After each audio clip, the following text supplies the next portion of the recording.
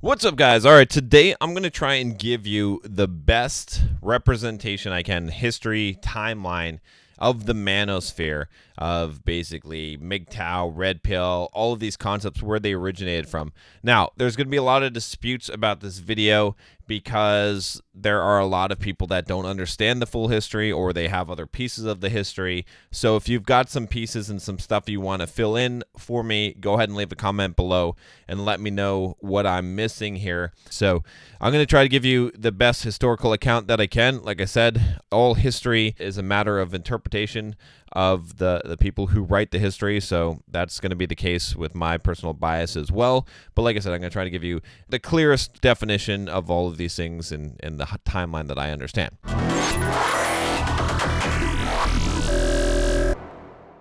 If you guys are just joining me for the first time, I'm John from BulldogMindset.com. On this channel, I teach you how to be a man. I teach you how to level up as a man, how to transform your life, how to get the things you want as a man, whether it be financial independence, whether it be to get the girls that you want and to learn how to attract women, or whether it be getting in shape, getting six-pack abs, getting physically fit and strong. So click that subscribe button if you haven't already, if you want to check out and see what we're doing on this channel. All right, guys, so let's take a look here. I'm just going to share my screen here, and we're going to take a look. Actually, this is the Bulldog Mindset Discord, so it is sharing the wrong screen. Don't you hate that? All right, so let's try this again here. Okay, now let's share the screen. All right, that looks a little bit better here. Okay, so the Manosphere, basically, like, it seems kind of weird as I have this drawn out here, but it really originated from NLP. And the reason why, it'll become a little bit clear, but essentially this idea, this NLP opened up the idea of exploring the way that humans interact and the way that we could change those interactions. You know, some people would call it manipulation. Some people would call it, influencing people. But regardless, NLP was sort of the first thing. And the reason why is because all of the pickup artists, PUA type of original techniques, including stuff that Ross Jeffries did. He was one of the first people to sort of apply this to male-female relationship. He used NLP, okay, and that's where a lot of these ideas came from. A lot of the pickup community, when it was starting out in that alt-fast seduction news groups, this actually started in the news groups, was from NLP type of concepts, okay, and so basically the pickup community was sort of the first thing that was out there in the Manosphere. There really wasn't a Manosphere before, the whole pickup. And in the early days, like I said, it was really, what it really was this canned game. What I mean by this is that guys would go out there and they would try certain lines. They'd try things that they basically were learning from NLP and about the nature of women, and they'd be going out there and they'd be field testing things, and they'd see what the results were, and then they'd report these back to these news groups. Eventually there were some message boards and things like that, and by that data, right, then guys figured out what worked, right? This was sort of the early idea of what was game, right? Just this idea of human psychology and figuring out, this is where things like negging came from, and the whole idea of being cocky funny, and all of these sort of concepts here. Even though the guys here, the problem with pickup community is that they didn't understand why these things were working, right? There were a few people that had some ideas within the canned game type of environment that understood why these certain things were working, because they had developed it from NLP. But for the most part, most guys were just repeating lines, and they were actually working, which was pretty crazy when you think about that. In fact, from the canned game, you had the mystery method that came out, and the book The Game. That's what popularized the whole thing, and that those things are very tied together. But it's all based on this kind of canned game. This idea that if you say certain things, if you memorize certain stories and lines and things that you could say, you can basically lead someone down a path that you want. And again, this is all deeply rooted into this concept of NLP. That's why these things worked, okay? But also not just the NLP, but this evolved to the point of just field testing things, right? Think about it as like A/B testing. Like if you're testing all these lines, if you're testing these things, and you have guys that are going out and they're trying it, and then they're reporting back, you're getting a lot of data, and that's informing what actually works and what doesn't work. And that's really how that community worked, back then. It's hard to imagine now because it's become so weird and so different. But back then, it was all about this idea of testing things, and the only way that you knew that it worked was by testing it. There wasn't any kind of natural game or anything like that. It was just everything was field tested, and so you really couldn't bullshit it. Okay. Next, you had this natural game sort of divulge from the pickup community, and this was really popularized by RSD, who's no longer doing this anymore, but they really changed it around so that it wasn't so much about the can game. Now, arguably the can game was more effective, but it wasn't dynamic, especially when the book The Game came out. What started to happen was that you were using recognizable lines that everyone was using, and it created a serious problem for pickup guys that were trying to do this, okay? And, along with this natural game really came this idea of personal development that RSD sort of tied to this, and this idea that, just using this, and part of the reason why this came about, which was actually good, was because if you remember, if you read the book The Game, which I guess I'll put a link up here or in the description as well. You remember that mystery, actually, in that he had a problem because he could attract all these girls, and when he got his girlfriend, she just ran him over, okay? She ran over him, and he had no idea how to deal with an actual woman in a relationship or anything beyond his canned game. He was really good at using that. And so he wasn't actually a better person at all, right? He was representing all of these things through his techniques, through cocky funny, through all these stories and canned game. But then in reality, he was really just kind of a shitbag. Like he had no value. He had no real actual value. He was demonstrating higher value, but he had no actual higher value because he wasn't much of a man, right? So the whole natural game in RSD, adding this element of personal development to it, was more to aspire towards actually like using these techniques, but using it to develop yourself and actually become a better person, become someone who is actually socially competent and understood social dynamics and was working on improving and developing themselves, overcoming their fears, right? So it became more about the personal development aspect. Now, with that, it watered things down, okay? Because this was way more effective than this. Now, overall, like if you had both of these combined together, and there's certain people who do that, I would say probably the most well-known person who combines these together is Todd Valentine. He's sort of combining natural game and canned game together in order to produce the maximum result, right? But either one of these on their own doesn't really work quite as effectively, right? The natural is very, very difficult. A lot of it is this internal game thing that's really hard to teach. It's really hard to quantify. And in the real world, it sort of falls apart here, believing these things as opposed to actual practical things that actually work. And so the combination of the two is what's really the most successful today. And guys like Todd Valentine are teaching those things. But while RSD has pretty much dropped off the map, they've pretty much given up on this. A lot of scandals, a lot of issues that they had with that. Now, to be clear here, I don't see any, I think there's a huge benefit to the natural game in applying it in the sense that like developing yourself and becoming a stronger man, right? So if I fell into a category of like, what do I teach? I teach sort of a hybrid, but I teach men to become men, good men that are solid men that have actual high value by improving themselves physically, by improving themselves mentally, becoming mentally tough, by working on their businesses and improving themselves financially, and to develop the mindset, right? What I call the Bulldog mindset, because then you're actually a man of high value, right? Learning to become a man, that's more important than any of these things.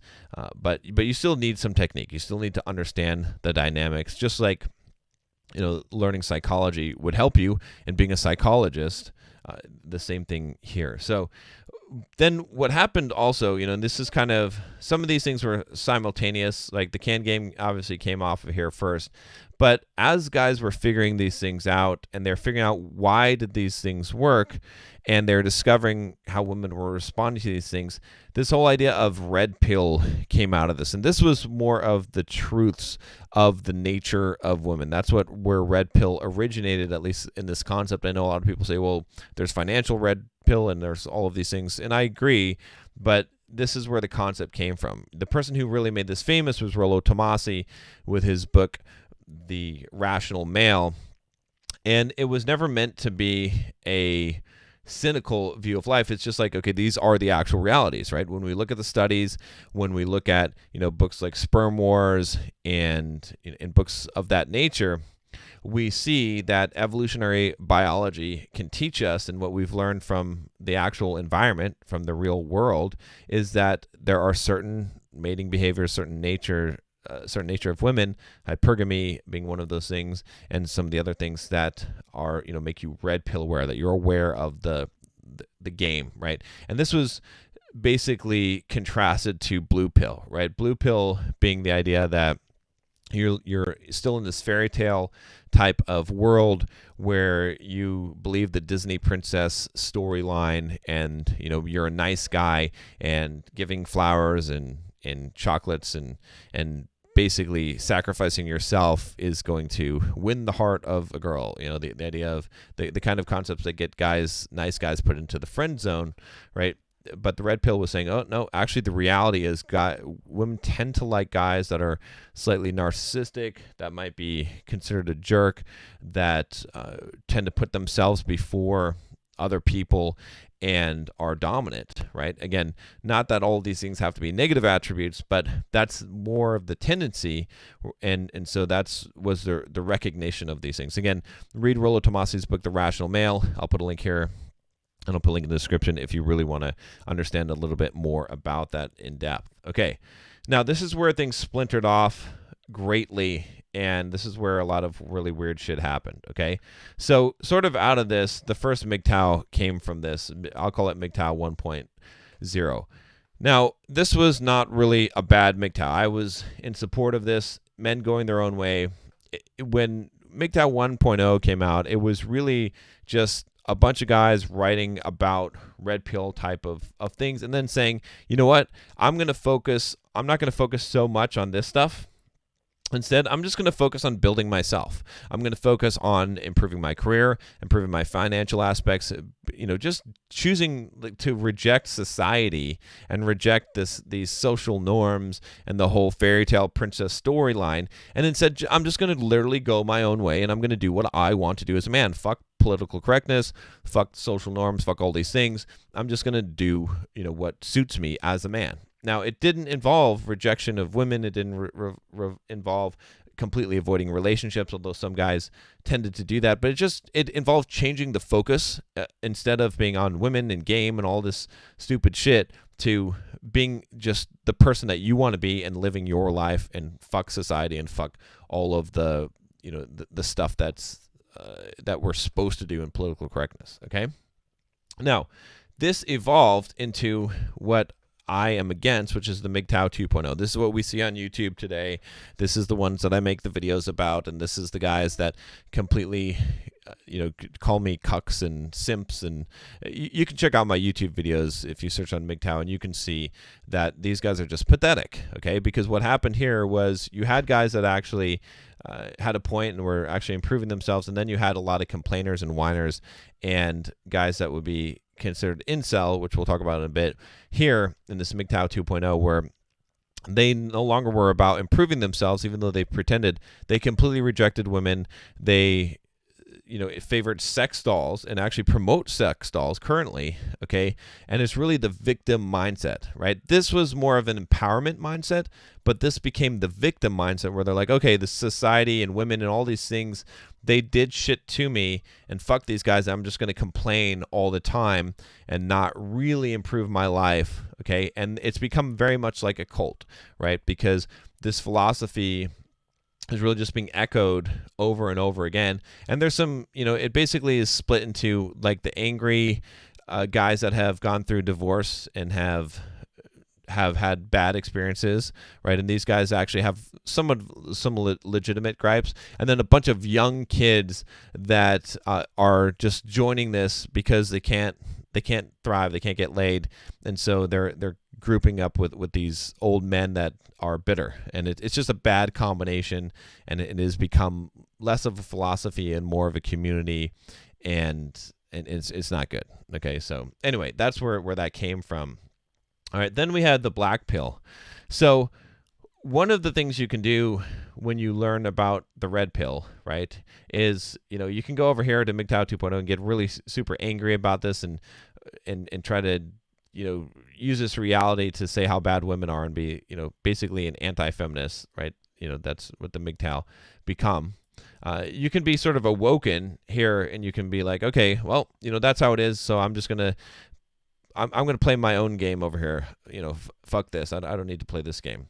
Or you can be so focused on this and this reality that you can now sort of incorporate these things that you think you can't do here. You basically say, black pill essentially is a nihilistic viewpoint philosophy that says that, and I've done some videos on it. Definitely check out my videos on MGTOW and black pill. I have a lot of really good content on black pill stuff. Maybe we should make a playlist, but if you check, there'll be some videos up in the cards and also in the link below.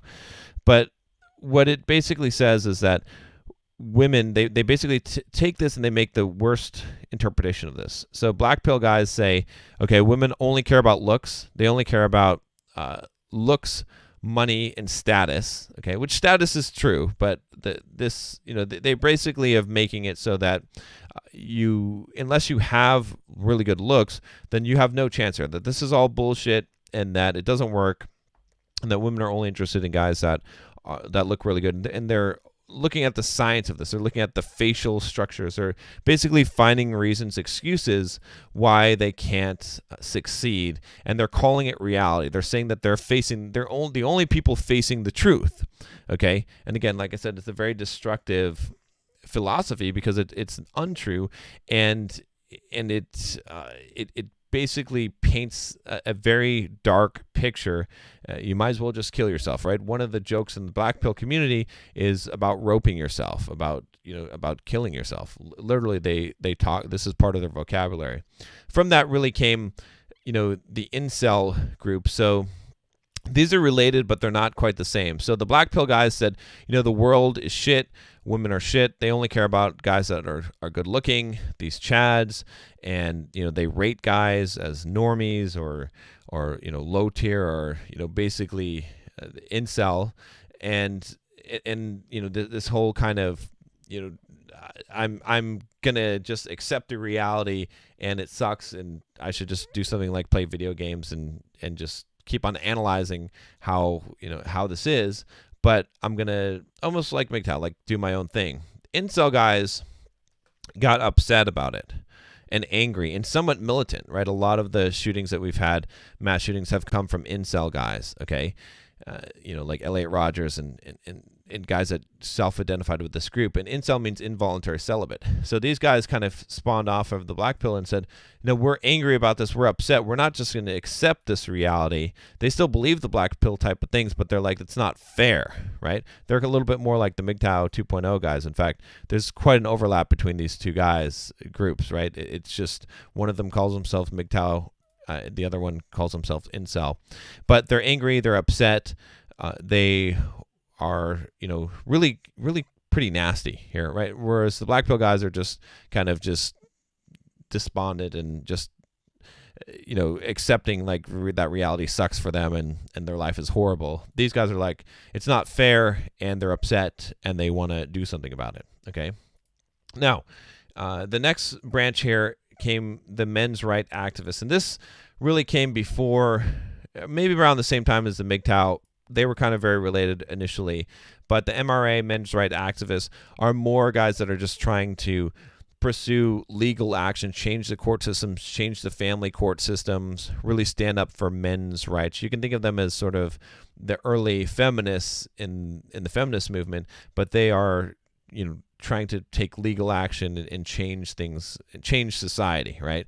MGTOW is saying fuck society. Black Pill is saying also fuck society. Men's right activists are saying, well, let's try and fix society and let's try to fix these wrongs. And there's a lot of lawyers in here, obviously, and legal counsel for men and things like that. This has become not very popular lately. There's not very much back for this. Mostly people want to complain and bitch. And then, I guess I would include this off of the red pill is this idea of Sigma male. I did a video on this as well. It's a false idea. It's this idea that, a lot of people, their way of accepting the red pill truth was to come up with this idea of a Sigma male, which is not an alpha or a beta, but they're like an alpha that's not social, right? So an alpha who is a lone wolf.